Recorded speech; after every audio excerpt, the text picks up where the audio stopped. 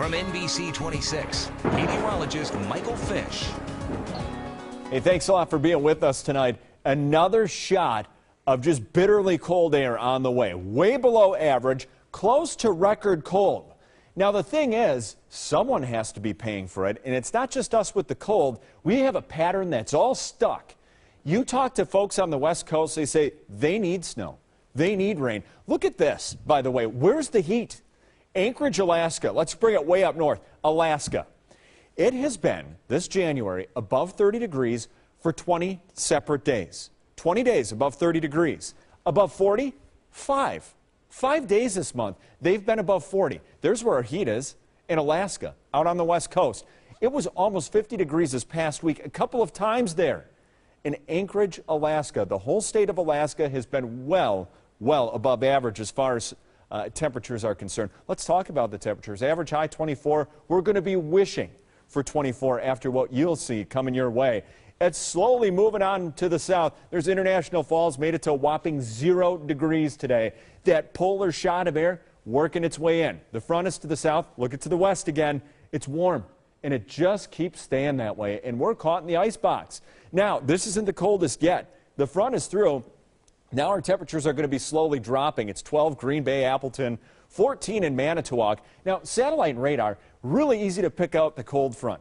The little bit of snow moved on through. Now watching a couple of flurries out there, maybe a stray snow shower. Snow is not the issue anymore. Now it's going to be wind, blowing snow, and the cold. There's the front, easy as can be to see. That's working its way to the south, and now we're just going to start ushering colder and colder and colder air in.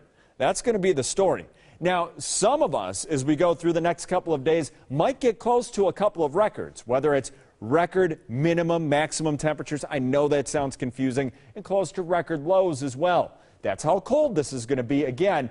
So one of those polar vortices moving right into the area. And the timing is bizarre because it's almost the same as it was 2 weeks ago, where it's a little bit colder. I mean, it's still going to be plenty cold on Monday. Speaking of which, we've got a wind chill advisory that goes into effect overnight tonight until 9 p.m. on Monday. Wind chills during that time between 15 and 30 below.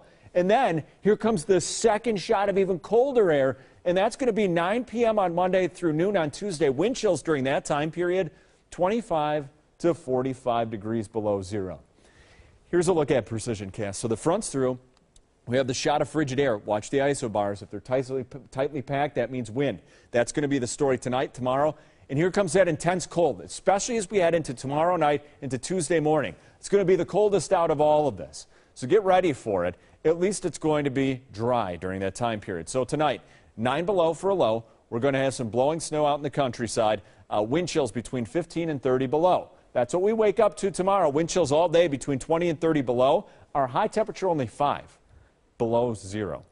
Monday night, this is that intense cold I'm talking about, 22 below for a low temperature. Wind chills 30 to 45 degrees below zero. Those 45-degree below wind chills start on Tuesday morning. Then things slowly improve, but still, if you call 5 below improving, all right, here's a look at our next 7 days. Remember our average high temperature was 24 degrees?